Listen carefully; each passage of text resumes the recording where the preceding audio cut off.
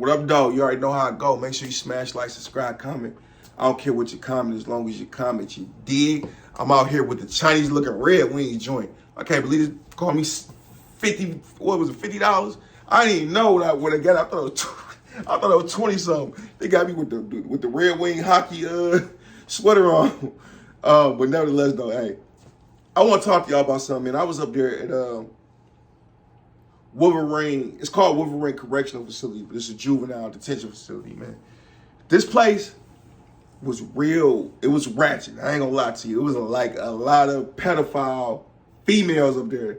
Matter of fact, I wouldn't even call them pedophiles. I would call them, they just like young guys. They like young guys, man. Maybe it was the Detroit swag, whatever, but I can go through countless guys that had babies by women that was up there in Wolverine Correctional Facility in Saginaw, right? Like Miss White. I'm not gonna name I'm not gonna name one of them. Miss White. I think her name was Miss Irby. It was just Miss Irby, right? Yeah, I'm going in. It is what it is. This years ago. This so long ago. So Miss Irby, she was just like stud looking chick. She even had like a little mustache, but she was thick though. She was thick as hell. I remember one day I get in a fight with a guy. They sent me to another unit for temporarily. It was this lady running the unit named Miss Coat. Miss Coat really liked me. It was a point system to get out. Shout out to Miss Coat. Miss Coat talked to me like she made me better. I stopped fighting. I stopped throwing up gang signs at people. Like other inmates would walk past. I would pretend like I was throwing a pass to like my homie, like East Warren Lexi. I remember this time. I pretend like I threw a pass to him, but I threw it right at one of the Bloods' head, right? And it's funny, Bloods are my babies now, but I used to hate them to death. When they was just rising and getting popular, I used to hate them boys for some reason, bro. Everywhere I went, I just got into it with them. And it was crazy. I was just cooler with the folks in the Crips at the time. But as I got older, more mature, and started viewing things and how it was, I'm like, whoa. Might have had it kind of wrong. But nevertheless, though, Miss Coach, she was just very nice. She wouldn't be mean to people. Like it was this guy who was like one of the she was a therapist. One of the guys named Mr. Mask, he was like one of the head supervisors of security and all this. Just arrogant motherfucker. I'm cursing. Arrogant. I like Mr. Mask though. Don't get it twisted. Mr. Mask, cool dude. He was young. Rims on the car, sounds, but he was super strict about his business. Him and his brother, Mr. Baldwin, they was super strict about their business. You could never question the integrity of their job, but they was just a-holes. Just too arrogant. But I like Mr. Baldwin and I love Mr. Mask, so there ain't no disrespect to you. Miss Cope hated Mr. Mask. And at the time, Mr. Mask hated me. So I guess Miss Cope, like, the point system that you got to get a certain amount of points to get home visits, certain amount of points to get eligible to go home. Miss Cope flooded me with points because she loved me. I came over there, kept it real with her, honest about everything. I love Miss Cope. Shout out to Miss Cope, wherever you at, my baby. Shout out to Miss Cope. I'm going to look you up when I get off this thing. But there was this lady named Miss Irby. She used to bring me stuff, right? Just for off the love. Sandwiches, Starburst, headphones to listen to music, so on and so forth. One of them headphones there, little portable TVs, all this. And she just cut me off and stopped talking to me. I'm like, damn, hey, Miss Irby, what's good? Like, what's going on? She like, look, I'm doing everything for you, but you ain't putting out. I said, what you mean by that? You got to show me something. You got to show some interest in me or something. I'm like, I didn't even know it was that type of time. She was like, oh, you can't tell? I'm just doing this for you?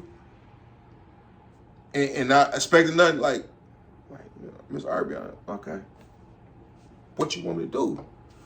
She like, first, when they go in the classroom, you stay on the wall, because we used to have chairs up against the walls of our door. I'm going to tell them you ain't coming there, and you better go in there. And she was using prison terminology, because she said, you better go in there and roll me.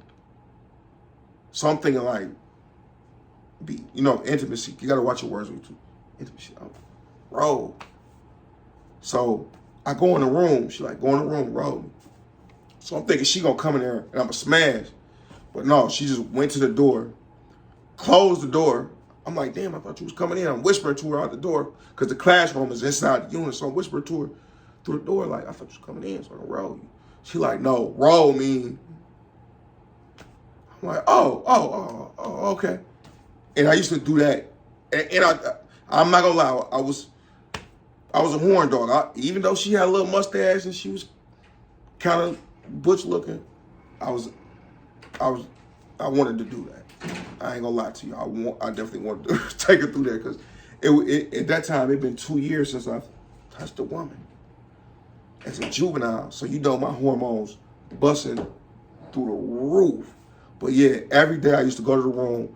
And one day I had asked her, I'm like, why do you close the door? She like, I don't know, I get off on that. Like, I got complete control over you. Okay, but in my head, I'm like, that's kind of weird, but I ain't really tripping about it. Like, I ain't really tripping. So the corned beef started coming back through, the cheese sticks, the hamburgers, the pills, a bunch of stuff. I'll never forget this. One day, my man's LaMarcus, I never forget it, 8 Mile mark, crossed the 8 Mile in Wyoming. I was kind of like drugged out in there, right, off the pills and stuff. And he asked me like, what's up, bro? What you always kind of messed up. I said, bro, I'm gonna keep it 100 with you, bro. I love you, you know, you love me. We got love for each other. I'm like, oh, girl bringing me pills. And then this other dude named Camion giving me his pills off the man line. So not only am I getting the Vicodin from her, I'm getting his psychotropic drugs too, his Seroquel and all that. That's why I kind of been kind of off. He like, bro, this ain't true. You usually stay trimmed up, low, a boosie fade in there, you know, so on and so forth. So Mark got so much love for me. He go to Camion. He said, Camion, you give my brother another pill, I'm knocking you out. Smacked him in his face. Camion, White Claw guy, he ain't do nothing. But Camion a real tough blood now. We're not even gonna go into the story about what happened to him and Julie. You know what I'm saying? We're not even gonna go to that story about supposed nobody putting him out there and nothing like that. But some weird, we might do a video on that. But some weird stuff happened to him. You go to Camion. Mark is so dumb. He go to old girl. He's like, look, I heard you bringing my brother stuff, this and that. You better stop bringing them drugs, so on and so forth. I ain't playing with you. I'm gonna knock you out here, and you know I'm only gonna get like a misdemeanor for domestic violence or something. And I'm too young to go to prison, so you know I'm just gonna be here a little bit longer. He gonna tell her this. I'm like, man, you stupid. But I couldn't be mad at him because that was the first time I felt like it's my brother. I love, you know what I'm saying? Like I really, really love dog. You feel me? That's my man's. Like I know what real is because he was concerned about my addiction and juvie because I was high all the time. I never went to class. I used to always just stay in the room. They would never say nothing to me because the staff liked me and how I moved and how respectful I was and how much of an idiot I wasn't because there's a lot of guys in there that was idiots. Like it'll be staff that'll come in there and be like, check your what is it? PA. Check your PAs. PA stand for personal appearance. Check your PAs. Tie your shoe. That's a point. I said we get a point system. We get points every day. So they take so many points from a person, he wouldn't get stored. He wouldn't get this, he wouldn't get that. And they'll blow up. And dude just came in there to trigger you. You know he came in there to trigger you and make you mad. Why are you responding to him? They used to love me, man. My man, Mr. Anderson, Mr. Martin, Peoples, they love me because it would be some of the counselors coming there. And because I was considered a gang leader, so they would come in there. B, check your view PAs, check PAs. Your shoe kind of untied, half a point. Your bed made real neat, but it ain't supposed to be like that. It's supposed to be like this. Point. Not just be laughing and smiling at them. Oh yeah, how your day, sir? How your day? So I would never blow up on them. So one of the staff used to come through there. He say, B, he the number one rule. Don't let them see you sweat. Because if they search the trunk, they might find a tech or some laundry clothes or some dirty. Y'all know how the son go. I never used to get mad at them or nothing like that. But yeah, girl used to make me. Well, she didn't make me do nothing. I wanted to do it. I ain't tripping. I tricked off for some food. I ain't tripping about it, you feel me? Because the food wasn't all that. It got real bad. They stopped giving peppers to put on the food to make it taste better. All that, it was getting bad. We was eating stuff out of the garden. Well, I'm straight on all that, man. But that was a place like I said, my man's Khalif had a baby by a chick named Miss White up there. He was like 15, 16 years old. Shout out Khalif. Whoa, man. Shout out to the homie. It was another white lady up there. I think her name was Miss Betty White or something like that. Miss Betty White.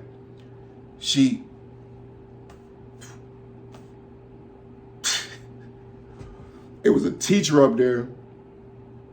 My man's T5 and them, they ran her in there, and then she tried to yell rape. And then another Gregory Peoples up there in Saginaw from Detroit. People's like, nah, man, that ain't how that goes. She was flirty, touching inmates, all that, such and such, woo, woo, woo, woo, woo. That ain't how it went.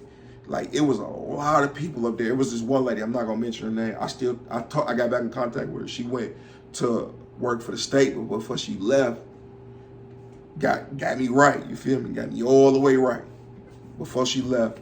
And she had told me, like, I always admired the way you move.